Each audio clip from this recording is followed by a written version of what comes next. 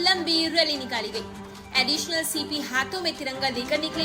सांसद अतुल गर्ग बोले, यह राष्ट्रीय पर्व है।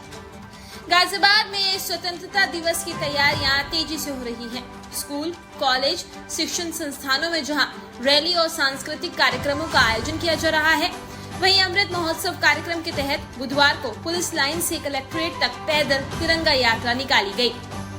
इसमें additional police commissioner Alok Priyadarshi, additional police commissioner Kalpana Saxena, additional DCP traffic Sachidanand मौजूद रहे, जिसमें 3.5 किलोमीटर लंबी पैदल यात्रा में रंगरूट समेत 1000 पुलिसकर्मी और अलग अलग स्कूल के छात्र छात्राएं शामिल रहे। इसके साथ ही एनसीसी कैडेट्स ने भी भाग लिया।